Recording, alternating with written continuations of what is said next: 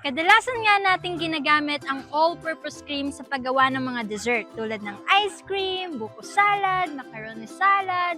Pero alam nyo ba na pwede tayo makagawa ng isang ulam na gamit ang all-purpose cream? At ito yung dish na ituturo ko sa inyo ngayong araw. Natiyak na magugustuhan ng family nyo at tsak na ubos ang sinaing nyong kanin. At ang tawag nga sa dish na ito ay creamy pork mushroom. Kaya ano pang hinihintay nyo? Tara, simulan na natin!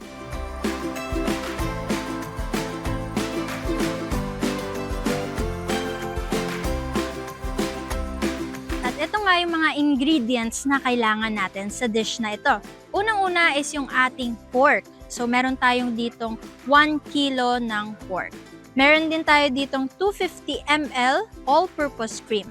1 cup mushrooms, 2 tablespoon unsalted butter, 1 tablespoon soy sauce, 2 tablespoon calamansi or lemon juice, 1 cup water, salt and pepper to taste, 5 cloves minced garlic, 1 medium onion, 1 piece pork cube, and spring onions para sa ating garnish.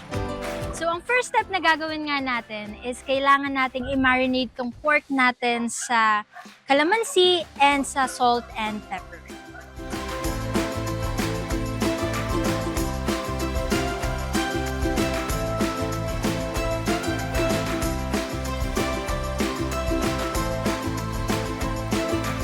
After 15 minutes, painitin na natin ang ating gagamiting lutuan. Next step is maglalagay tayo ng mantika para iprito na natin yung ating pork.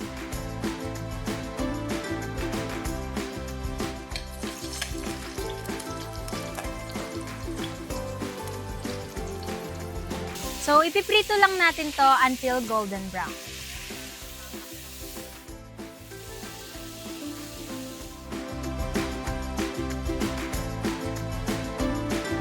Okay, so ang next natin gagawin is ilagay natin tong butter natin. Next naman is isosotay na natin tong ating bawang. Yan. So after that, yung sibuyas naman natin.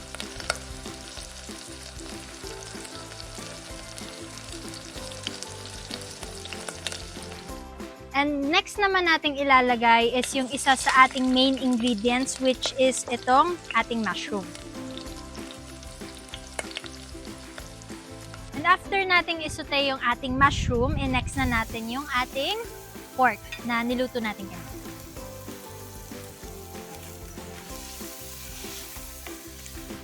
So ang next nating ilalagay is itong ating soy sauce.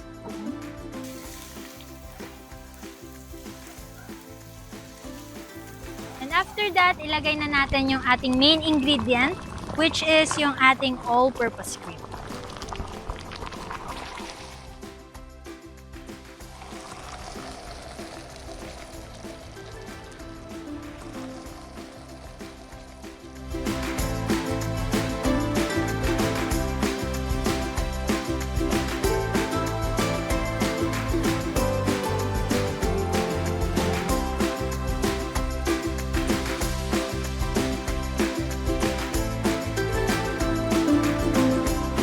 Ayan mga kasambahay, maraming salamat po sa inyong pakikinig at sana ay may natutunan na naman kayong dish ngayong araw na to.